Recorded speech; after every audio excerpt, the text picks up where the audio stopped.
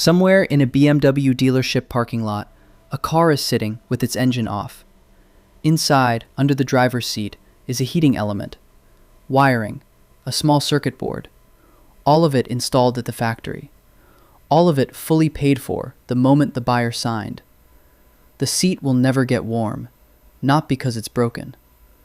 Because BMW decided, after the car was already sold, that warmth would cost $18 a month. You'd assume this is a story about a scam. It isn't.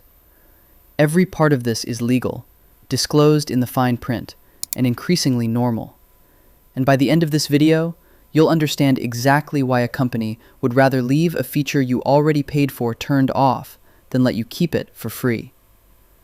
This is the story of how subscription stopped meaning a magazine on your doorstep and started meaning something closer to a leash. Subscriptions are not new, not remotely. In 17th century England, households paid coffee houses and dairies for regular deliveries, a predictable fee for a predictable good, arriving whether you thought about it or not. Insurance runs on the same logic. So does a magazine. So, for most of the last decade, has software. And here's the part worth sitting with before this video turns dark. The subscription model, at its best, is genuinely good for you. In 2013, professional photo and video editing software cost around $700, upfront, all at once, out of reach for almost anyone without a business behind them. Then it became $20 a month.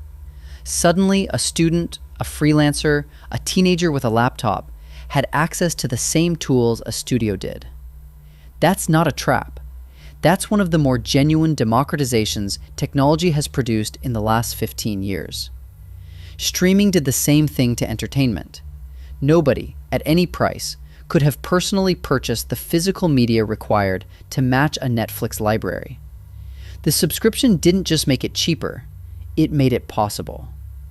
So if the model itself isn't the problem, what changed? If subscriptions once made things more accessible, at what point did they start making things less yours? Here is where it turns. HP's Instant Ink program doesn't just sell you ink.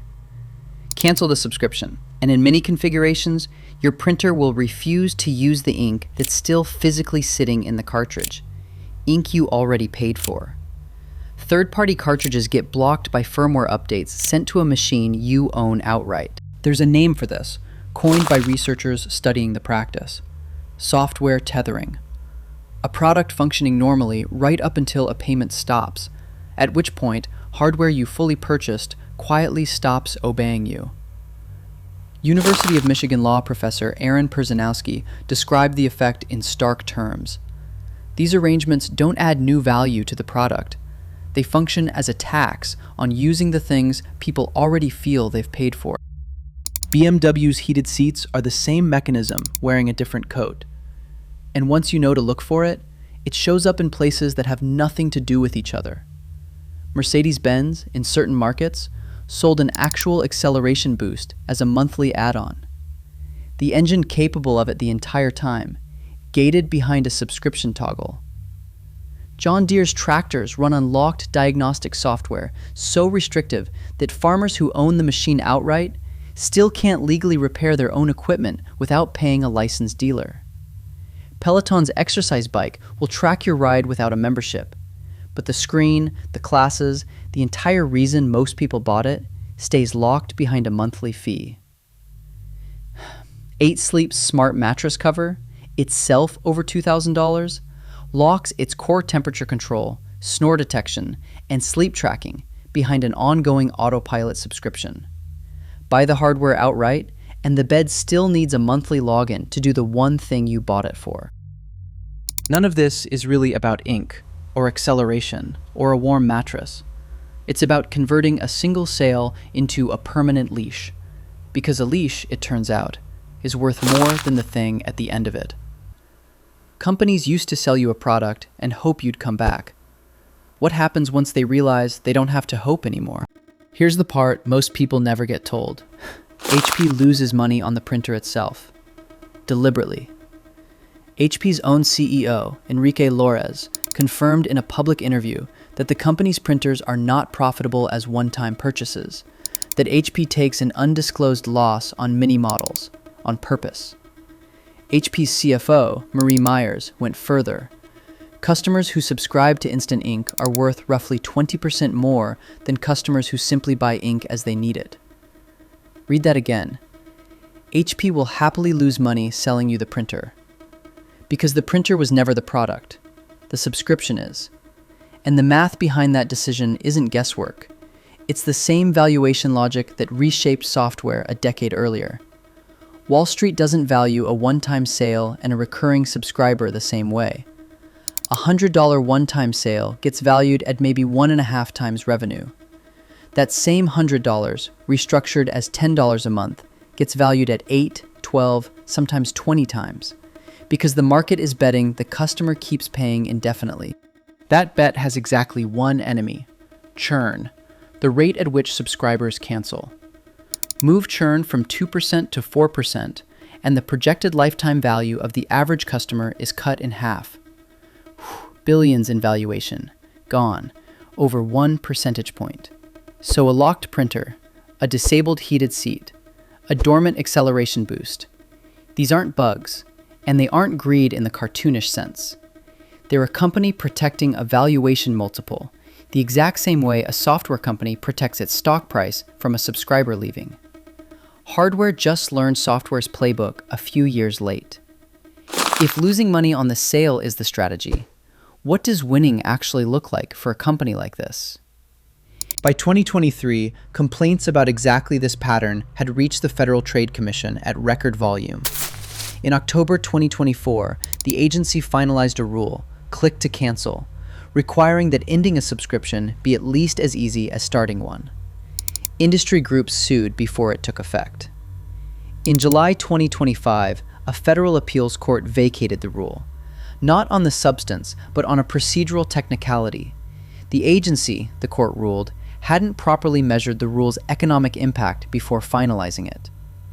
By early 2026, the FTC had opened a new rulemaking process to try again. Worth noticing, this fight didn't break cleanly along political lines. The push for the rule and the pushback against it both spanned more than one administration. This isn't a story with a villain wearing a party badge. It's a story about which side, by default, a regulatory system is built to protect, regardless of who's in office. And regulators don't always lose. That same John Deere lock-in from earlier in this video ended this year in a 10-year federal settlement forcing the company to hand farmers the same repair software it gives its own dealers. The mechanism can be broken. It just usually takes a lawsuit, not a customer complaint, to do it. How many subscriptions are quietly renewing on your card right now that you signed up for and haven't thought about since? Take a second, honestly, and try to count them. Streaming, software, cloud storage, a gym membership you haven't used since January. Individually, every one of them is small enough to ignore. $9 here, $14 there. That's exactly the design. No single charge is ever big enough to fight over. The system isn't built to take a lot from you at once. It's built so that taking a little, forever, never quite crosses the threshold of noticing. Go back to that BMW sitting in the lot. The heating element is still there. The wiring hasn't changed. Nothing about the seat itself was ever the obstacle. The seat was never broken. The business model was working exactly as designed. The subscription model isn't the villain of this story. Chapter 1 was real. It genuinely made software, entertainment, and expensive tools accessible to people who couldn't have afforded them outright. The villain is quieter than that. The moment a company realized it could keep the sale and keep the leash, charging you once for the object and then again, indefinitely, for permission to use it. If you already paid for it once, at what point does something actually become yours? One subscription in this video comes with no hidden fee, no maze to leave, and no CFO tracking your lifetime value. This one. Systems explained honestly. Subscribe if that matters.